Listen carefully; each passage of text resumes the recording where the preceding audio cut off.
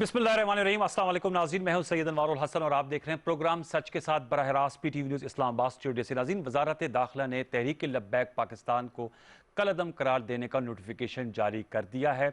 आपके इल्म है कि आज वफाकी काबीना को जो सिफारिश सामने आई थी हमारी इंटीरियर मिनिस्ट्री की जानिब से, उस पर फेडरल कैबिनेट ने उसकी अप्रूवल दी, जिसमें एंटी टेररिज्म एक्ट 1997 के तहत तहरीक लब्बैक पाकिस्तान को कलअदम करने की सिफारिश की गई थी। और वज़ीर दाखिला शेख रशीद साहब ने बताया कि ये तजवीज़ हुकूमत पंजाब की जानिब से सामने आई थी। अब उसका बाकायदा नोटिफिकेशन हो गया है।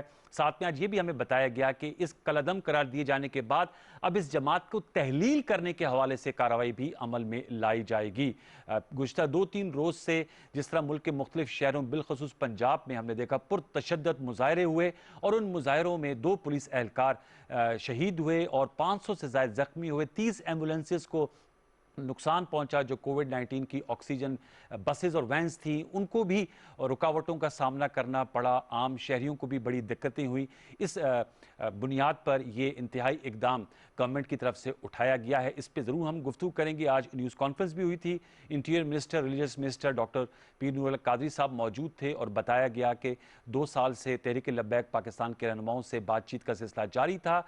मामलात को बातचीत के जरिए हल करना चाहते थे, लेकिन एक ऐसा मुसव्वदा दूसरी जानिब से सामने आए जो कि हुकूमत के लिए काबिल कबूल नहीं था। इस हवाले से अब गुफ्तगू करेंगे, खसूसी गुफ्तगू करेंगे। हमें बहुत खुशी है कि हमें ज्वाइन किया है federal minister for religious affair पीर नूरुल कादरी साहब ने। बहुत शुक्रिया कादरी साहब कि आपने प्रोग्राम सच के साथ के लिए वक्त निकाला। बहुत अहम मौजू है, ये हसास मौजू है, सिक्योरिटी एतबार से, मजहबी एतबार से, सियासी एतबार से। मैं आपसे जानना चाहूँगा, सबसे पहला सवाल स्टार्ट हम करते हैं। आज जो इकदाम उठाया गया, कलअदम करार दे दिया गया तहरीक लब्बैक पाकिस्तान को, कितना मौसर होगा उनका कलअदम करार देना? क्योंकि माजी में भी ऐसे जमातों को, ग्रोहों को कलअदम करार दिया गया, लेकिन हमने देखा मुख्तलिफ नामों के साथ, मुख्तलिफ सिंबल्स के साथ उन्होंने ऑपरेट किया और जो लोग उनसे वाबस्ते हैं उनको तो वो किसी और तंजीम से जाकर जुड़ जाते हैं।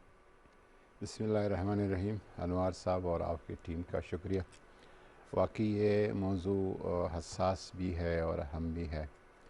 और आज जो इंटीरियर मिनिस्ट्री का नोटिफिकेशन है या कैबिनेट ने उस प्रपोज़ल से एग्री किया जी, तो ये चीज़ें जो है ये बादल नाख्वास्ता होती है, यानी ख्वाहिश नहीं होती लेकिन मजबूरन करना पड़ता है। तहरीक लब्बैक जब पिछले इलेक्शन के प्रोसेस में आए तो रियासत को, रियासती इदारों को और हुकूमत को ये एक तवक्को थी कि एक पॉलिटिकल प्रोसेस के तहत ये आगे आए हैं जी, तो एक पॉलिटिकल सोच के साथ और पॉलिटिकल अप्रोच के साथ ये आगे बढ़ेंगे।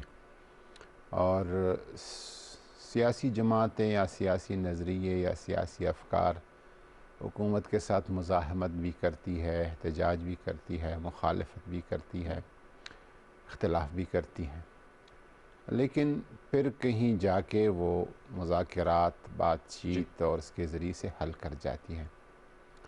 इसलिए उनको कबूल किया जाता है और जितनी भी मुखालफत वो करें उन मुखालफत का बुरा नहीं माना जाता।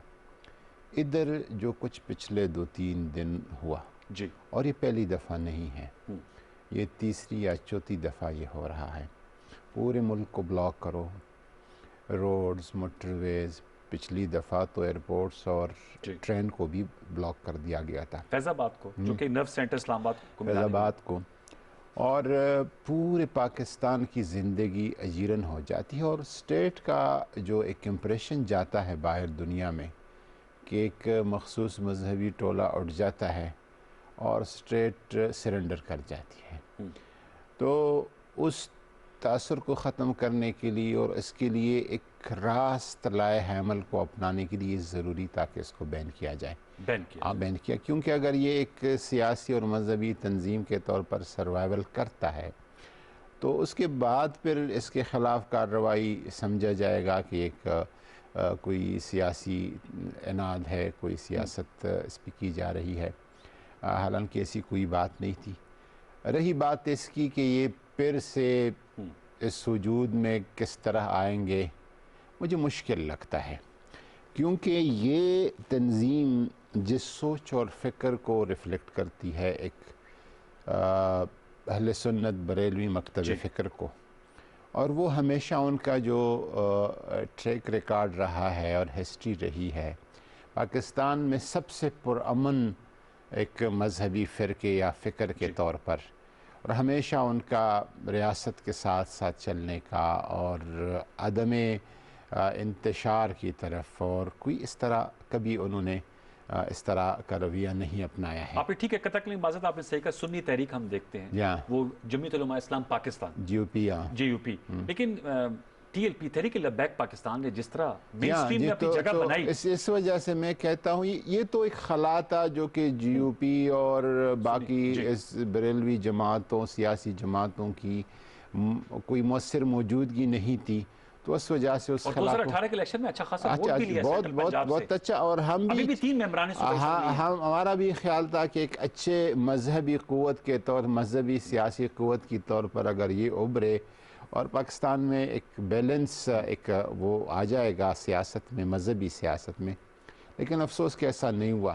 تو میرا خیال ہے کہ یہ لوگ جو ہے، کیونکہ یہ اچھا جو اس کی قبولیت ہوگی ان لوگوں میں، یہ بین جو ہے قلعدم کرا دیں، قبولیت تو اس نعرے کی ہے جو ناموس رسالت کا نعرہ ہے، جو حضور صلی اللہ علیہ وسلم کی ذات بابرکات سے وابستگی کا نعرہ ہے، اس کی قبولیت ہے، اور یہ نعرہ جو بھی اٹھائے گا وہ مقبول ہوگا۔ پی صاحب مجھے بتائے گا کہ آپ نے آج پریس کانفرنس میں کہا کہ 2 سال سے ان سے بات چیت کا سلسلہ جاری تھا، پھر آپ کے معاہدات بھی ہوئے، یہ معاملات میں چاہوں گا کہ پی ٹی وی کے ناظرین کو بتائے کہ اس نہج پہ کیوں کر پہنچے، کیونکہ میڈیا میں، سوشل میڈیا میں ٹی ایل پی سے وابستہ لوگ یا دیگر ہمارے جو مبصرین ہیں، ان کی رائے ہے کہ جب حکومت کے معاملات نومبر میں طے پائے، پھر آپ کی دوبارہ بھی مذاکرات ہوئی، اس میں چونکہ آپ کا کلیدی کردار ہے، تو میں چاہوں گا آپ خود بتائیے گا، پھر 20 اپریل کی ڈیٹ بھی مقرر کر دی گئی تھی اور کہا تھا پارلیمان میں قرارداد لے کر آئی جائے گی، پھر یہ معاملات اتنے بگڑے کہ آج یہ نوبت آگے کہ کل عدم اور کل تحلیل کرنے جا رہے ہیں ٹی ایل پی کو۔ دیکھیں، ہم نے ان کے ساتھ ایک معاہدہ کیا تھا اور اس میں 4 نکات تھے،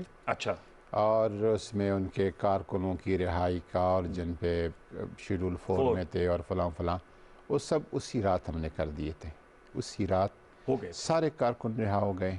جب پہلا معاہدہ نومبر میں ہوا تھا، 2020 اس سال والا جو آخری معاہدہ نومبر 2020 والا، 2 چیزیں رہ گئی تھی کہ فرانس کے پروڈکٹ کو پابندی لگانا اور سفیر کو بے دخل کرنا، پاکستان سے واپس بھیجنا۔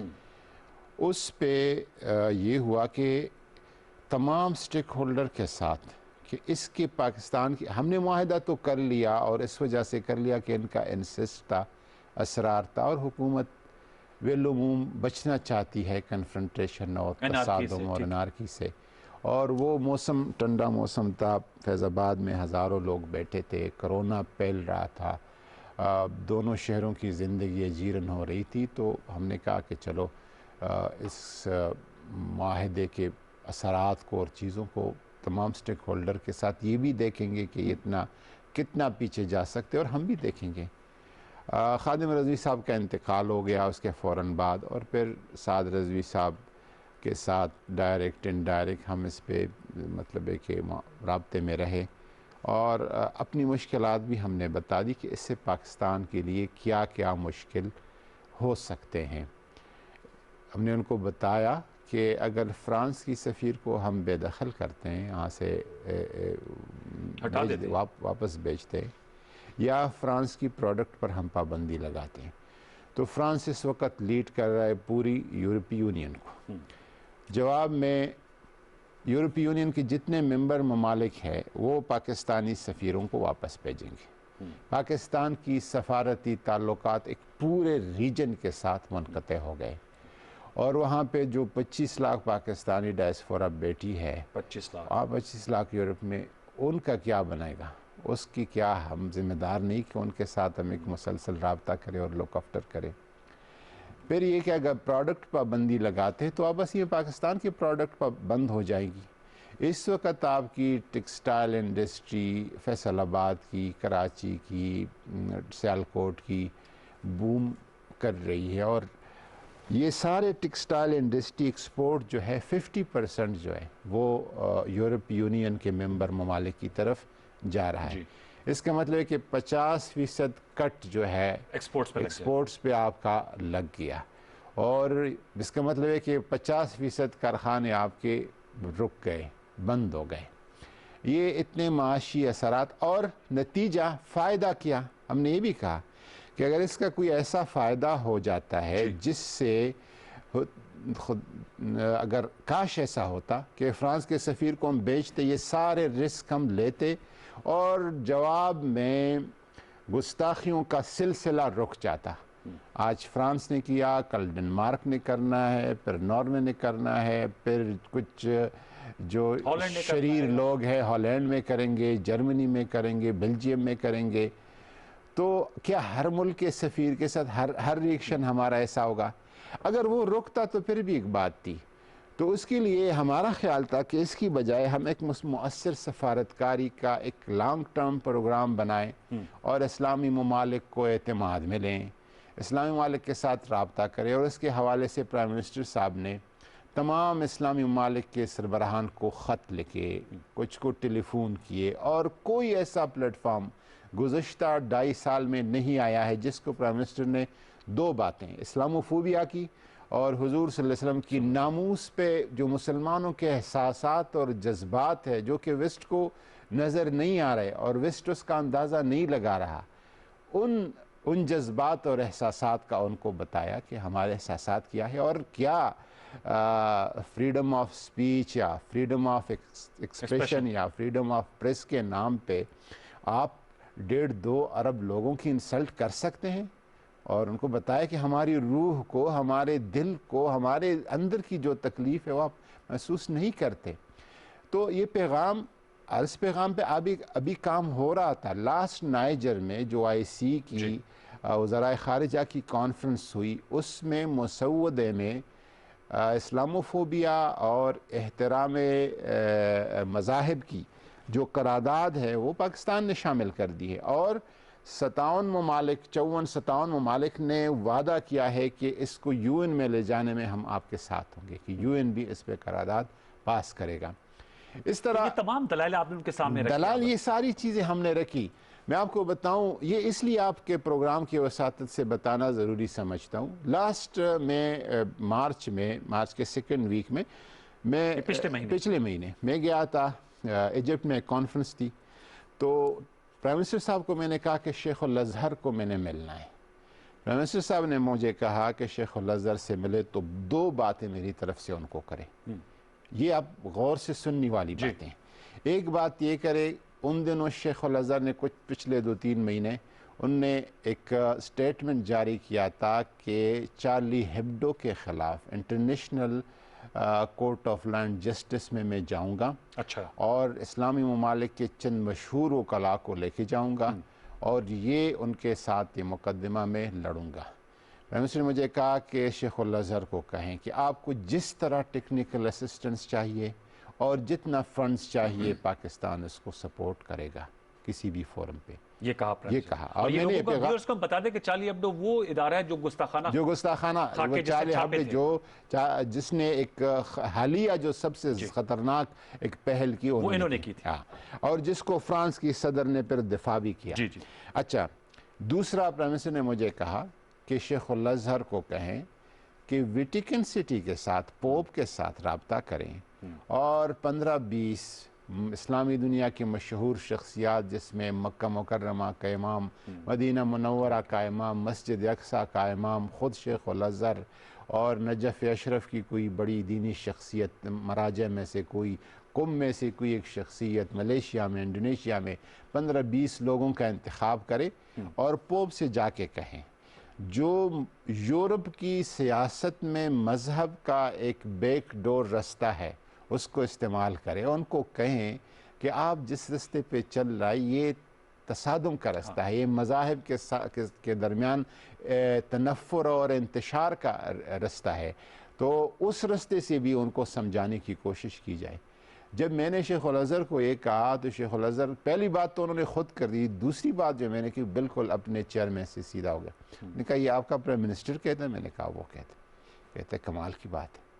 اس طرف تو ہمارا کبھی دھیان ہی نہیں گیا، لیکن اس پہ یہ ورکیبل ہے اور یہ ڈویبل ہے، ویٹیکن سٹی والے ویٹیکن سٹی پوپ والے. سے تو مطلب ہے کہ یہ سارے کوششیں آپ کی ہو رہی کوشش تھی. کمنگ ٹو دا سبجیکٹ، یہ باتیں آپ نے ان کے سامنے رکھی، یہ رکھی ٹی ایل پی نے نہیں مانا اس بار، ٹی وہ ایل کیا پی. مسودہ لے کر آنا چاہتے ہیں؟ اچھا، پھر ہم نے ظاہر ہے حکومت اس کو ایک نرم لہجے میں، سفارتی لہجے میں، پارلیمانی لہجے میں، حکومت ہمیشہ ایسا کرتی ہے، اور کوئی اس طرح بڑا بوجھ اپنے سر اٹھانے سے کتراتی حکومت، ہر حکومت کرتی، موجودہ حکومت بھی کرتی ہے، اس سے پہلے بھی کرتی ہوں کہ آگے بھی جو آئیں گے ایسا ہی کرتے ہوں گے.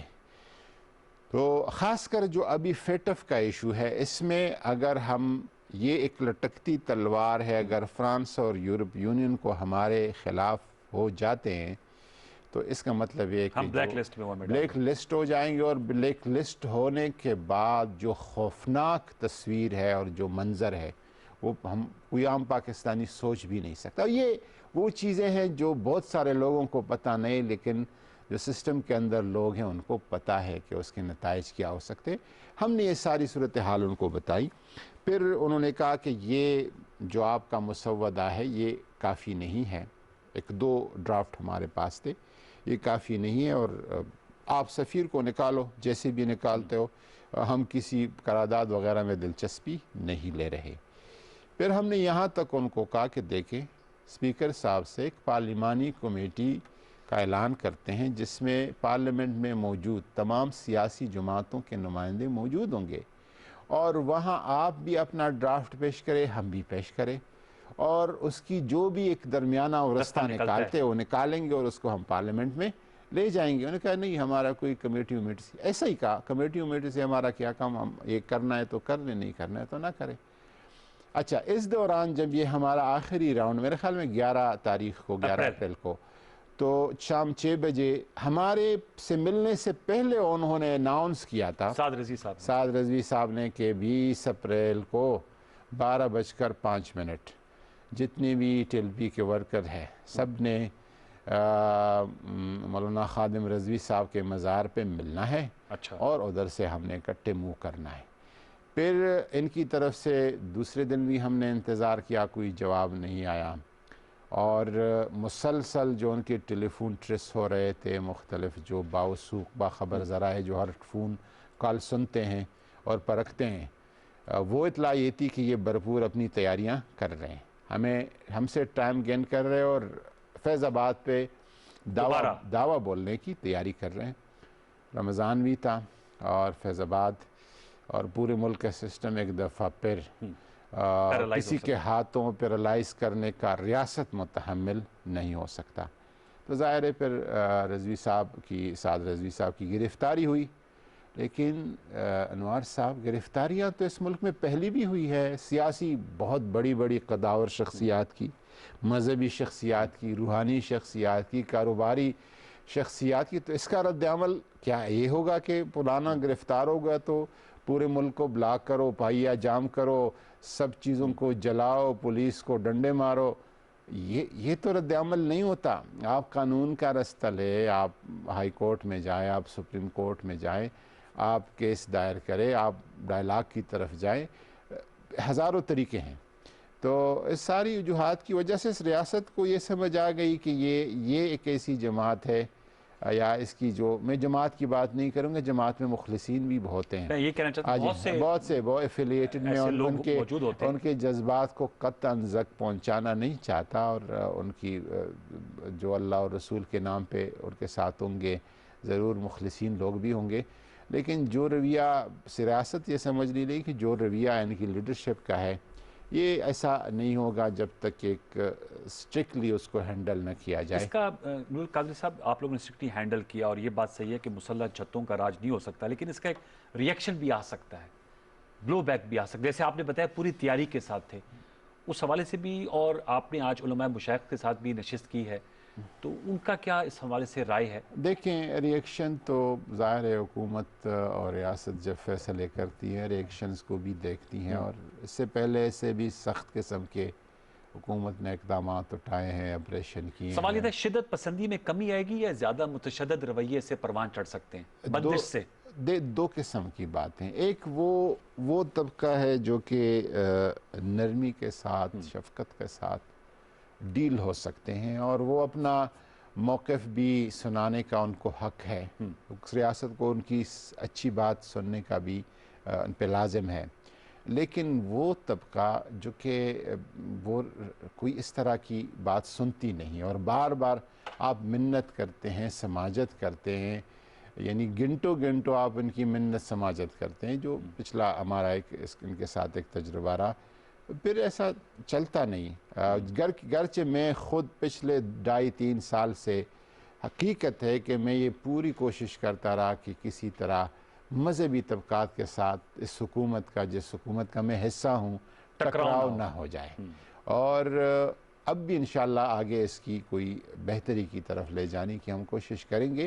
ظاہر ہے رد عمل اس کی آ سکتے اور اس رد عمل کا بھی حکومت انشاءاللہ بندوبست کرے گی. علماء مشائخ سے بھی آپ کے روابط؟ جی, اس میں ہمارے روابط ہیں اور ان پہ بہت سارے علماء و مشائخ کے بارے میں, اکثریت کے بارے میں ان کا جو رویہ ہے وہ ایسا ہے کہ بس ہم جو ہیں یہی عاشق رسول ہے, ہم ہی محافظین ناموس رسالت ہے, نہ کوئی اور عاشق رسول ہے, نہ کوئی اور ناموس رسالت کا محافظ ہے, اور یہ دعویٰ کرنا مشکل ہے.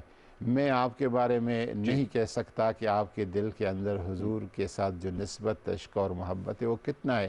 اللہ اور رسول کے ساتھ ہر بندے کا ایک اپنا تعلق ہوتا ہے اور اس تعلق کو کوئی چیلنج نہیں کر سکتا کہ میں تو اتنا ہوں اور آپ اتنا ہے, اس کو ناپ تول نہیں کیا جا سکتا. بالکل آپ نے ٹھیک کہا. اچھا, اب یہ تو ظاہر بات ہے جیسے مذہبی ایشو ہے اور بڑا حساس ایشو, ایک چونکہ اب ان کی سیاسی حیثیت بھی ہے, تو میں سن رہا تھا جو حزب اختلاف کی جماعتیں ہیں ان سے بھی کوئی آپ کا رابطہ ہوا؟ کل پی ایم ایل این جو ہیں وہ تو کہہ رہی تھی کہ جی آپ بین نہیں کر سکتے, اگر کوئی کنہوں نے کرمنل ایکٹیویٹیز کی ہیں ان کے خلاف ایکشن لیا جائے. میں اس لیے آپ سمجھ رہا ہوں کہ آپ خود بھی ایک سیاسی شخصیت ہے, ایک ایم این اے ہے, اور ان کا ماضی میں احتجاج ہوتے رہے ہیں. احتجاج کا حق ماضی میں پی ٹی آئی نے استعمال کیا, مولانا فضل الرحمان صاحب نے استعمال کیا, اور لوگوں نے بھی کیا. تو جو کالعدم قرار دیا جانا جو ہے وہ انتہائی اقدام ہوگا. تو کوئی پولیٹیکل کنسنسس بھی بنانا چاہیے. ہم نے تو کبھی احتجاج پہ پابندی کی بات نہیں کی. احتجاج ادھر بھی ہوئی, مولانا فضل الرحمان صاحب آئے تھے, آزادی مارچ ادھر بیٹھے رہے اور حکومت کو جو کچھ وہ بکتے رہے, کہتے رہے. حکومت نے سنی اور بڑے تحمل کے ساتھ, صبر کے ساتھ, حوصلے کے ساتھ اور واپس چلے گئے. انہوں نے اپنا احتجاج نوٹ کیا, اپنا پیغام ایک ہفتے میڈیا پہ چائے رہے. لیکن اس دوران جو ان کا احتجاج تھا, کبھی لاہور سے, کراچی سے, پشاور سے کوئی تصادم کو تو کہیں پہ نظر نہیں آیا. نہ اسٹیٹ نے تصادم کیا, نہ حکومت نے تصادم کیا, نہ انہوں نے کسی کے ساتھ تصادم کیا. ان کے احتجاج کا تو بالکل ایک الگ رنگ ہے. دوسرا ہے کہ اپوزیشن جو ہے, میں اپوزیشن سے گزارش کروں گا کہ اس طرح چیزوں پہ سیاست نہ کرے اور ایسی مخالفت برائے مخالفت کا اس طرح اظہار نہ کرے. بالکل تمام حقائق کی طرف جانے کی کوشش کرے, اور اگر ان کو نظر آتا ہے کہ یہ غلط ہو رہا ہے تو دلیل کے ساتھ حکومت کو سمجھانے کی کوشش کریں. میرے خیال میں وہ خود بھی اندر دل میں خوش ہیں اس فیصلے پہ. ان کے دور حکومت میں بھی یہ آئے تھے اور انہوں نے بھی اس وقت سخت اقدامات کی بات کی تھی لیکن کر نہیں سکے تھے. اب حکومت کیا اسمبلی میں, پارلیمنٹ کل سے قومی اسمبلی کا اجلاس ہو رہا ہے, اس بات کو لے کر آئیں گے اسمبلی میں؟ اور جو آپ نے بھی بات کی تھی, آپ ایک مسودہ لے کر گئے تھے. وہ تو پھر چلی گئی بات نا. وہ تو اس وقت تھی جب انہوں نے نہیں آنا تھا, تشدد کے راستے پہ نہیں آنا تھا, احتجاج نہیں کرنا تھا, فیض آباد نہیں آنا تھا. وہ سارے معاہدے تو انہوں نے پیچھے چھوڑ دیے. اب اس کی طرف جانا شاید بہت مشکل ہوگا, اور اس کے لیے اگر کوئی نیا سرنو کوئی معاہدہ ہو جاتا ہے تو بات ہے, ورنہ کچھ آگے. اچھا, آپ نے بتایا کہ جو پہلے معاہدہ ہوا اس میں آپ نے کہا جو شیڈول 4 میں ان کے لوگ تھے ان کو ہٹایا گیا, رہائی دی گئی. اس مرتبہ بھی چونکہ ایف آئی آرز تو 115 کے قریب کٹی ہیں, کیسز بنے ہیں, ظاہر بات ہے پولیس کے 2 اہلکاروں کی جانیں گئی ہیں. تو میں یہ جاننا چاہ رہا ہوں اس دفعہ کوئی رعایت یا نرمی تو نہیں برتی جائے گی؟ کیونکہ ریاست, آپ نے جیسے آج بھی کہا کہ بہت منت سماجت کی, لیکن ریاست کا یہ کام نہیں ہوتا. آپ ریکویسٹ کرتے ہیں اور کوئی بھی حکومت انتشار یا انارکی نہیں چاہتی. کیا اس دفعہ رویہ اسی طرح अज़म रहेगा, स्टर्न रहेगा रवैया, सख्त रवैया रहेगा, या माजी की तरह जैसे आपसे पहले भी जो हुकूमत थी कोशिश की लेकिन फिर नरम रवैया अख्तियार करना पड़ा? ये सवाल भी उठ रहा है, जो कि मैंने कहा। गुज़श्ता 2-3 हफ्तों से जो मैं देख रहा हूँ, सुन रहा हूँ, मेरा जो मुताला है, मेरा जो अपना एक बहसी सियासी वर्कर का एक तजुर्बा है, वो ये है कि इस दफ़ा कोई रू रियायत तनकी नहीं की जाएगी। अच्छा। और लगता है कि जो भी फ़ैसले हुकूमत के हुए हैं उस पर सख्ती से स्टैंड लिया जाएगा। बाकी सियासी हुकूमतें और मुंतखब जमहूरी हुकूमत के बहुत सारे ज़िम्मेदारियाँ होती हैं, उन ज़िम्मेदारियों से नुबर्दज़मा होता है, लेकिन मुझे जो लगता है ऐसा नहीं होगा। ऐसा नहीं होगा। मैं नूरुल कादिर साहब आपसे से जानना चाहूँगा, आज ये भी बात हुई कि 50 से ज़्यादा इस्लामी ममालिक हैं और ये इस्लामोफोबिया का, नामूस रिसालत सल्लल्लाहु अलैहि वसल्लम का एक मामला है, और हम देखते हैं कि वेस्ट से, मैं तो नहीं समझता कि गैर इरादी तौर पे, इरादी तौर पे छेड़ा जाता है, उकसाया जाता है, और मुसलमानों को का रिएक्शन आता है, वेस्ट में भी आता है, यहाँ पर भी आ रहा है। इसके लिए वजारत मजहबी उमूर, आपका एक तो आपने बताया जो आपकी काविशें हैं, आप जामिया अल-अज़हर के उन शेख से मिले और आपने कहा वो इंटरनेशनल कोर्ट ऑफ जस्टिस जाना चाहते हैं। व्यूअर्स ने सुना, वज़ीर आज़म की बहुत अच्छी सजेशन है कि अगर पोप को, वेटिकन सिटी को इन्वॉल्व किया जाए तो वहाँ पर भी जो दीनी सोच के लोग हैं उनको इंगेज किया जाए। पाकिस्तान के अंदर कैसे लोगों को चैनलाइज किया जाए, बताया जाए। इनमें ही जो लोग हैं जिनको मैं देख रहा था, जिन्होंने लंबे लंबे डंडे पकड़े हुए थे और वो पुलिस वालों से कहते थे, उनको अदमुए हुए थे, कहते थे नारा लगाएं लब्बैक या रसूलुल्लाह सल्लल्लाहु अलैहि वसल्लम, इनको कैसे हम, ये भी हमारे में से ही लोग हैं ना, इनको कैसे राय रास्त पे लाया जा सकता है? इनके भी अकायद है लेकिन शायद उसका इजहार बहुत मुतशद्दद तरीके से करते हैं। देखिए, मुझे ताज्जुब होता है कि जो हुजूर की नामूस की बात करते हैं, इश्क रसूल की बात करते हैं, और फिर इस तरह रहमतुल लिल आलमीन के नाम पे इस तरह वहशत और दहशत का रास्ता अपनाते हैं। देखिए, एहतजाज पूरी दुनिया में इस्लामी ममालिक, सिर्फ हम मुसलमान नहीं है, हम समझते कि ये पाकिस्तान, ये लाहौर और गुजरांवाला और कमोकी और मुरीद के और गुजरात और वज़ीराबाद और ये लोग मुसलमान हैं। ठीक है, हमसे अच्छे मुसलमान है तुर्की, हमसे अच्छे मुसलमान है ईरानी, हमसे अच्छे मुसलमान है सऊदी, हमसे अच्छे मुसलमान है मिस्री, मोरक्कोन, ट्यूनीसियन, अल्जीरियन। वहाँ पे भी एहतजाज हुई, और ख़ास कर जो चार्ली हेब्डो का था, मैं चूँकि अरब मीडिया को बहुत फॉलो करता हूँ, तो जिस तरह का रद्दअमल वहाँ से हुआ, लेकिन रद्दअमल हुआ, जज्बात का इजहार हुआ, और वो कहते कि मुज़ाहरात सिल्मी अरबी में कहे, यानी वो मुज़ाहरा जिसमें किसी को तकलीफ़ न पहुँचे, वो हुआ। बैनर उठाए गए, नारे लगाए गए सदर फ्रांस की पॉलिसियों के ख़िलाफ़, सदर के ख़िलाफ़, उनके लोगों ने बोला, लिखा, कहा, पढ़ा, इवन के फ्रांस के अंदर के अरब जो बाशिंदे उन्होंने किया। लेकिन इसका इस तरीके से इस नहज मेरा पे, सवाल यही था कि फिर हम पाकिस्तान के अंदर नहज पे, कैसे इस्लाह अहवाल किया जाए? इस पे हमने इस्लामी नज़रियाती कौंसिल के साथ मिलकर अच्छा, एक कोशिश हम कर रहे हैं कि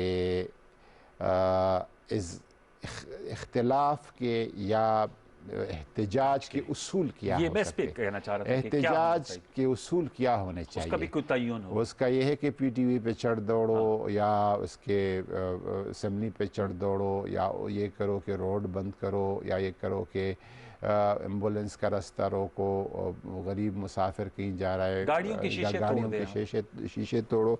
उसकी जो, उस पे मैं इस्लामी नज़रियाती कौंसिल, अभी दोबारा नोटिफिकेशन उसकी होगी, तो हम इस पे लगे हैं नोटिफिकेशन से मुराद आप नए नए चेयरमैन और नए मेंबर आएंगे इंशाल्लाह, इस हफ्ता में आएंगे। अच्छा, तो वो हमने उनके साथ कहा है कि आप एक शरीयत के, कुरान सुन्नत और फ़क़हा की राय के मुताबिक उस पे देखिए एहतजाज के हुदूद क़यूद क्या है, और वो अगर मुतय्यन हो जाते और उसके मुताबिक चले तो फिर बेशक अपने जज्बात का इजहार करें इंशाअल्लाह। अब मुझे थोड़ा सा ये ज़रूर बताइएगा कि मैं आपसे जानना चाहूँगा, आपकी आज वज़ीर आज़म साहब ने रहमतुल लिल आलमीन स्कॉलरशिप स्कीम का इजरा किया है, उस पर हम आगे चलकर यूनिवर्सिटी के रेक्टर से भी गुफ्तगू करेंगे। इल्मी लिहाज से मैं आपसे जानना चाहूँगा, इस कॉन्सेप्ट पे कुछ आप बताएंगे।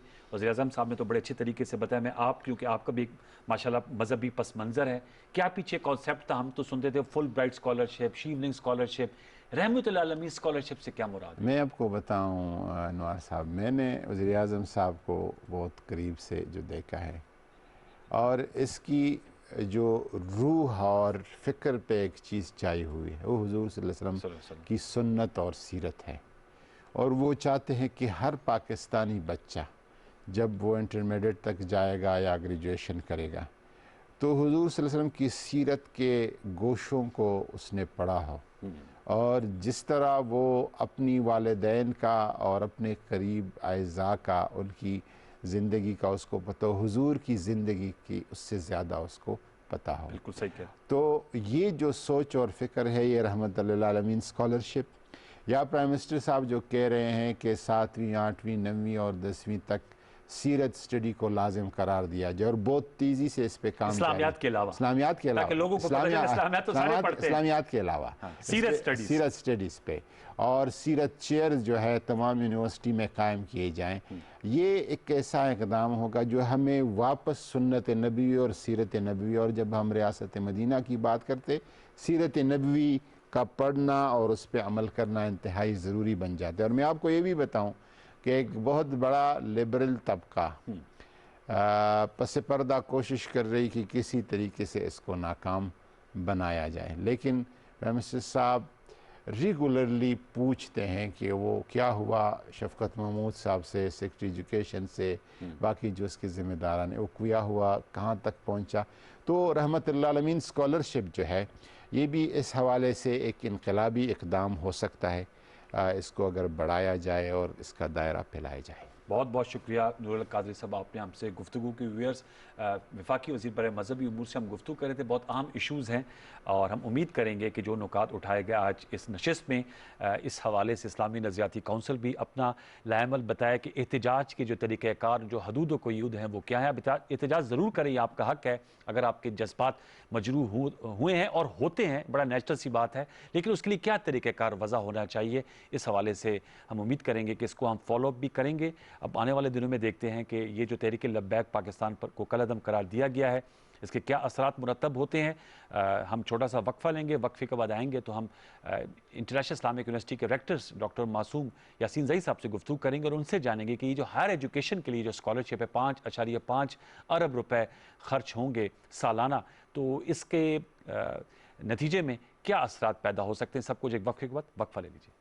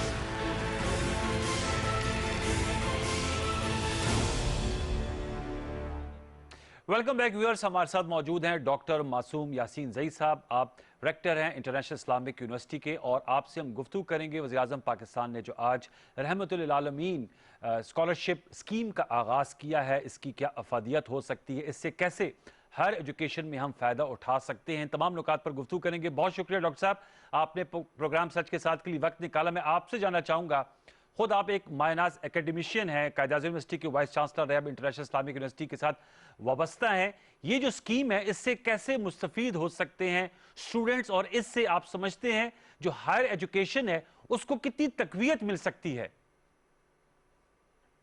بسم اللہ الرحمن الرحیم، تھینک یو ویری مچ جی۔ میں یہ سمجھتا ہوں کہ اس کی جتنی بھی یہ ایک بہت یعنی احسن قدم ہے، اور اس کی جتنی بھی تعریف کی جائے وہ کم ہے۔ اس سے بلا مبالغہ جتنی اس کی وہ ہوتی ہے، یعنی جو جس کو ہم کہہ سکتے ہیں کہ ہائر ایجوکیشن کی اور طلباء کی جتنی اس میں ان کی انکریجمنٹ، اس کی افادیت ہے، اس سے تو کوئی انکار نہیں ہو سکتا. اور پھر یہ ہے کہ یہ جس نام پہ ہے جی ہمیں اس کے اوپر وہ کرنا ہے کنسنٹریٹ، کہ یہ خاص کر وزیر اعظم پاکستان نے اس کے لیے جو ہے وہ کی ہے رحمت للعالمین حضور پاک صلی اللہ علیہ وسلم سے تعلق جوڑا ہے. جی بالکل. ہم نے معاشرے کے اندر رسول پاک صلی اللہ علیہ وسلم کے پیغام کو عام کرنا ہے. ان کی سیرت کو ہم اپنی زندگیوں میں جب تک لائیں گے نہیں، جب تک رسول پاک صلی اللہ علیہ وسلم کے اخلاق نہیں آئیں گے، تب تک معاشرے میں تبدیلی نہیں آ سکتی. تو ہائر ایجوکیشن میں جہاں ان اسٹوڈنٹس کو، اور میں یہ سمجھتا ہوں، میرا اپنا ویژن یہ ہے کہ یہ اس پرٹیکولر ایریا کے جو اسٹوڈنٹس ہیں جو اس طرح کی اسٹڈیز سے تعلق رکھتے ہیں، یہ ان کے لیے ہوگا اور وہ اس سے استفادہ کریں گے ان اسکالرشپ سے. اور پھر یہ ہے کہ اس طرح کی اسٹڈیز اس سے پروموٹ ہوں گی کہ جس سے ہم رسول پاک صلی اللہ علیہ وسلم کے پیغام کو عام کر سکیں اور ان کو ہم اپنی زندگیوں میں اچھا اس پہ ڈاکٹر صاحب بالکل آپ نے صحیح فرمایا. پرائم منسٹر عمران خان صاحب نے اس تقریر سے خطاب کیا تھا اور انہوں نے کہا کہ اس کو نام اس لیے دیا گیا ہے رحمت للعالمین اسکالرشپ کیونکہ آپ صلی اللہ علیہ وسلم نے تعلیم پر بہت زور دیا اور آپ صرف مسلمانوں کے لیے رحمت بن کر نہیں ہے بلکہ بنی نوع انسان کے لیے رحمت للعالمین ہے. اس لیے اس میں ہر کوئی انٹائٹل ہوگا. کوئی قدغن نہیں ہے کہ نان مسلم پاکستانی اس کے لیے ایلیجیبل نہ ہو. تو اس سے بھی میں سمجھتا ہوں کہ وہ ہمارے طبقات، وہ ہماری منورٹی کمیونٹی جو تعلیم حاصل کرنے کے خواہش مند ہیں وہ بھی اس کے لیے اہل قرار پائیں گے. اس حوالے سے آپ کی کیا، چونکہ آپ جی بتاؤں اس پہ بھی روشنی ڈالیے گا. میں سمجھتا ہوں کہ ان کو ہر صورت میں، چونکہ وہ بھی ہمارے اسی معاشرے کا حصہ ہیں، ہم نے معاشرے کے اندر تبدیلی لانی ہے. اور معاشرے کے اندر آپ تبدیلی اگر چاہتے ہو تو وہ بھی اس اسکالرشپ سے، وہ دوسرے مذاہب کے لوگ اگر ہیں وہ بھی اس سے ضرور استفادہ کر لیں. تو میں یہ سمجھتا ہوں کہ صرف اس کے نام کا جو امپیکٹ ہوگا، جتنا آپ اس کے نام کے امپیکٹ سے آپ فائدہ اٹھا سکتے ہو، میں سمجھتا ہوں کہ اس سے بہت زیادہ فرق آئے گا معاشرے کے اندر. اور معاشرے کے اندر ایک ہم آہنگی کی صورتحال پیدا ہوگی، ایک محبت کا پیغام جائے گا، تشدد سے دوری ہوگی. میں یہ سمجھتا ہوں کہ آج جتنی اس چیز کی ضرورت ہے اس سے پہلے کبھی بھی نہیں تھی، کیونکہ معاشرے کے اندر اگر آپ تبدیلی لانا چاہتے ہو تو وہ صرف اور صرف ایجوکیشن کے تھرو ہی ممکن ہے. اچھا اب یہ مجھے بتائیے گا، آپ نے بالکل ٹھیک ہے، یہ تو آپ نے کہا معاشرتی اقدار کی سمت بہت بہتر ہو جائے گی. 5.5 ارب روپے ہر سال وفاقی حکومت اس پہ پنجاب اور خیبر پختونخوا بھی حصہ ڈالیں گے، وہ خرچ کرے گی اور 3.5 لاکھ اسکالرشپس دیے جائیں گے. ہمارے ہاں کہا جاتا ہے کہ جو بیسک ایجوکیشن ہے، جو ایلیمنٹری ایجوکیشن ہے، وہ بڑی کریٹیکل ہوتی ہے. آپ سے میں جاننا چاہوں گا کہ ہائر ایجوکیشن کتنی عام ہوتی ہے. اکثر ہم لوگوں سے سنتے ہیں کہ آپ کی کتنی تعلیم ہے، میں جی میٹرک ہوں، میں ایف اے ہوں، میں بی اے ہوں. ہائر ایجوکیشن کسی بھی قوم کو ترقی کی منازل طے کرنے میں کیا کردار ادا کر سکتی ہے؟ دیکھیں، جو ہائر ایجوکیشن ہے، جو آخری سٹیپ ہے، وہاں پہ آپ بالکل بجا فرما رہے ہیں کہ جا کر وہ وہ نیرو ہو جاتا ہے. اس میں ہائر ایجوکیشن میں ملک کا ہر فرد جو ہے وہ تو جا نہیں سکتا، نہ وہ کہیں پر بھی وہ ممکن نہیں ہے. لیکن یہ ہے کہ آپ جتنوں کو زیادہ اپرچونٹی دے سکتے ہو، کیونکہ یہی وہ انڈیکس ہے جو یہ شو کرتا ہے کہ آپ کا جو ملک ہے ہائر ایجوکیشن کے ساتھ اس کی جو ڈیولپمنٹ ہے وہ اس کے ساتھ نتی کر دی گئی ہے.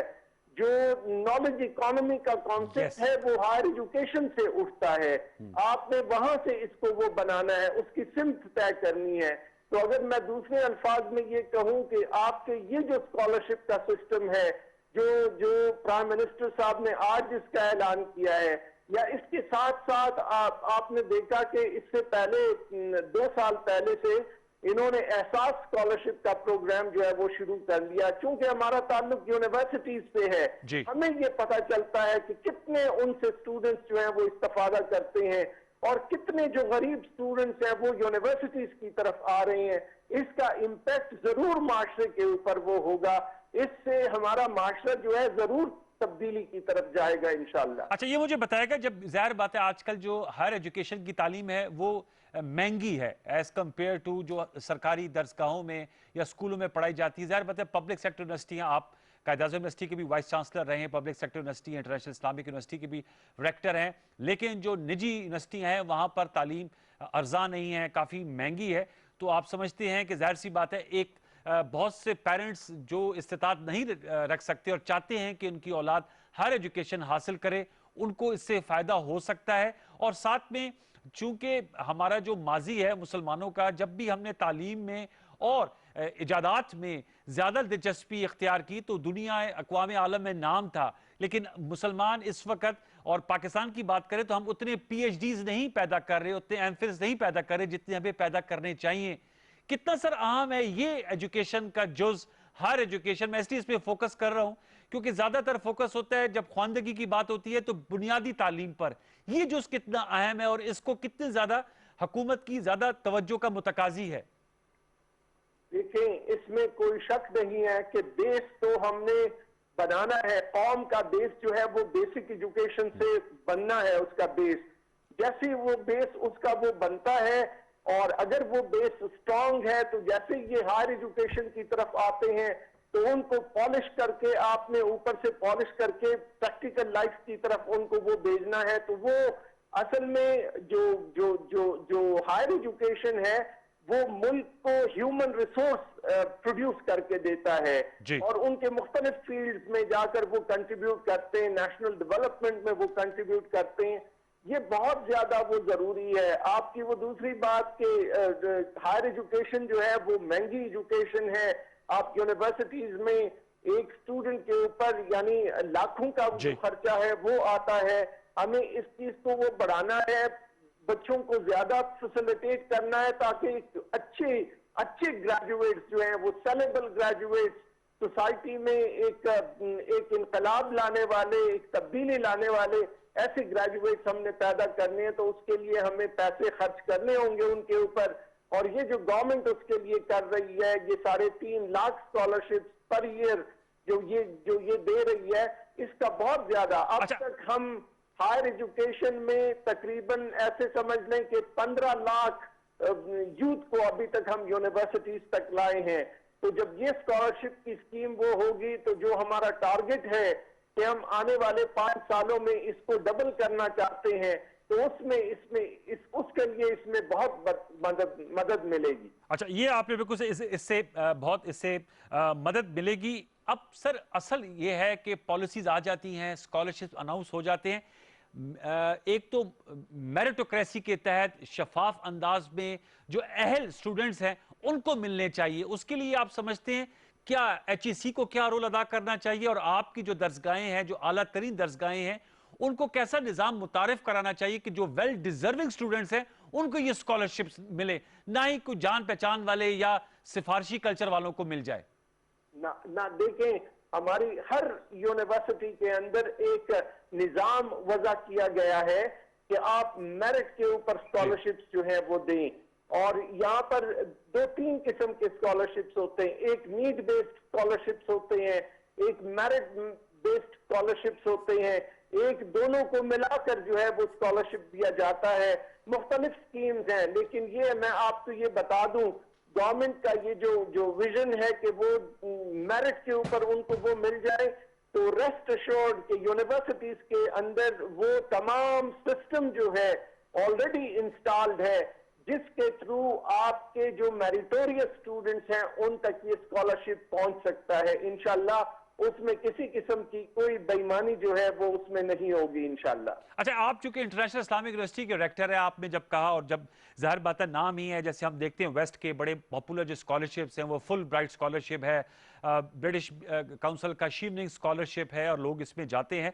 रहमतुल आलमीन स्कॉलरशिप का इसको नाम देना, चूंकि आप इंटरनेशनल इस्लामिक यूनिवर्सिटी से वाबस्ता है सर, इससे जो आजकल एक इशू है इस्लामोफोबिया का और जो गलत किस्म के नज़रियात वेस्ट में पाए जाते हैं, نبی پاک صلی اللہ علیہ وسلم کے حوالے سے جن کا وقتاً فوقتاً اظہار بھی کیا جاتا ہے. اللہ تعالیٰ ان کے آپ صلی اللہ علیہ وسلم کے درجات ہمیشہ بلند کرے. ہمارے لیے ہماری جان مال آل سب ان پہ قربان. اس سے ذرا اس کو بھی تقویت ملے گی کہ لوگوں کے ذہنی جو تنگی ہے, جو متعصبانہ سوچ ہے, اس میں بدلاؤ میں بھی ہیلپ مل سکتی ہے.